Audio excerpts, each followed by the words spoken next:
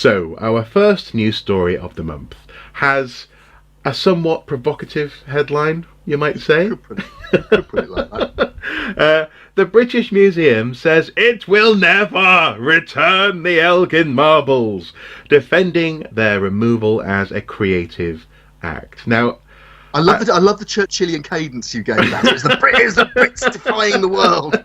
Well, that's basically what it reads like. I mean, how on earth did this headline come about? What's going on here? Clickbait is going on here. Okay. Basically, this derives from an interview that Hartwig Fischer, who's the relatively new director of the British Museum, who's German by origin, gave an interview to a Greek newspaper. It was published in Greek, and then it was picked up and republished in English. And most of the responses that certainly I saw when I became aware of the story, were retweeting and posting on Facebook an article that was published on ArtNet News online on the 28th of January, underneath that headline that you've just read out. Now, when you read deeper into the article, and particularly when you go back to the original publication in the Greek newspaper Tenea, that is not what Fischer said. I see. If you look at if you look at what's in direct quotation marks, what Fischer said was, when you move cultural heritage, generic cultural heritage, not the Parthenon Marbles, generic cultural, when you move cultural heritage into a museum, you move it out of context, yet the displacement is also a creative act. End quote. So by definition, it means something to have moved something. Precisely. Yeah. Okay, and that's what he said. And in fact, if you think about it, taking something out of context and then creatively putting it into a museum and displaying it is what museums do. But it's also what the writer of this article's done. It's fascinating. Exactly. They've also obviously taken great joy in collecting people's responses to the idea of this comment. For example, the museum director's comments have already sparked rebuke. The imperialist patronage of the British Museum has no limits, George Vardas, secretary of the International Association for the Reunification of the Parthenon sculptures, told the Greek paper. This is clearly people going, well, actually this reminds me of Yggdrasil, the world tree, where at the top there was an eagle, at the bottom a snake or a dragon, depending on the translation, and between the two ran a squirrel called Ratatosk, who had just spread rumours about what the two creatures thought of each other, and they'd just be eternally spreading insults. This is clearly miscommunication, and I don't think it's even miscommunication. I mean, look, cards on the table.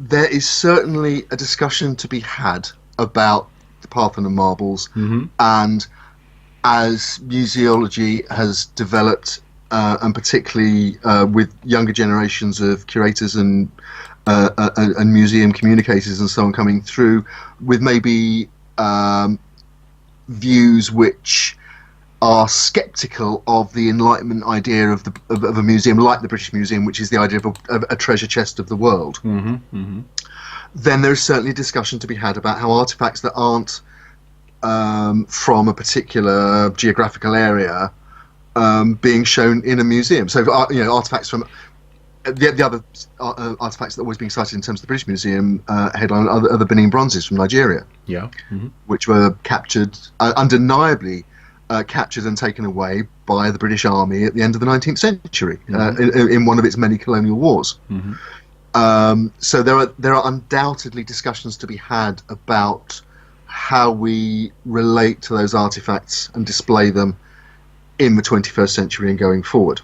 However, this is an artificial argument, because what has happened here is that Fischer's quotes have been deliberately taken out of context to create a conflict and conflict. And to play on conflict creates cliques. Yeah, and not least because it's playing on an already existing perception of the British Museum. It's gonna just snowball, which it did. Absolutely. And I think we've just wrapped that up. I mean that that's a story that's not necessarily a story, but it's interesting culturally though that it's one that gathers pace so quickly, and also it's interesting because I did notice a spike on the Elgin Marbles video, or rather so-called Elgin Marbles video, or rather the Parthenon Marbles video on Archaeosoup, in people commenting fairly and giving me fairly short shrift about how the Brits are thieves. And the thing is, I'm actually pro returning the Parthenon Marbles. There is a conversation to be had about the specifics about that, but it's interesting how this though lazily plays into the stereotype that someone with an accent that's broadly speaking English, British, Scottish, Welsh may well be imperialistic.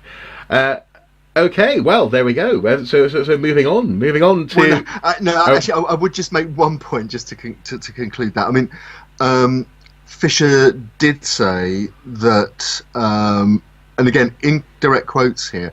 The rediscovery of the Parthenon Marbles is obviously part of European history, and he said that since the beginning of the 19th century, the monument's history is enriched by the fact that some parts are in Athens, or some are in London, where 6 million people see them every year, and that is a traditional defence of the display in the British Museum, that it is seen for free by millions of people from all over the world every year. I mean, I was in the British Museum on Wednesday with a school visit, and there were kids from all over the world. There, large group of school children from Japan were visiting. So there are other arguments, and I think one other thing that I would say just to finish, and again, to be fair, Fisher makes the point that there are legal situations in terms of the way that the British Museum is constituted, which make it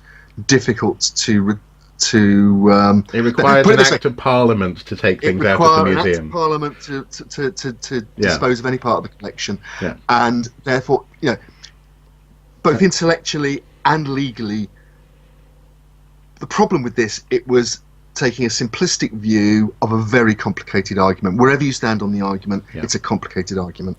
Well, and since you mentioned that, I was quite proud of how we'd wrapped this up so quickly. But since you've mentioned that whole Act of Parliament malarkey, at the moment, unfortunately, it is unlikely that Parliament as a whole would vote to have the British Museum collection even partially broken up, in so much as that opens up a whole can of worms. Certainly permanently. Certainly permanently, yes. A whole can of worms that at the moment there's other things on politicians' minds. If we said mentioning, I'm not going to mention the B word in this month's watching brief. So a bit of a storm in a teacup, but an interesting, fascinating, ongoing, predictable storm in the teacup. Yeah.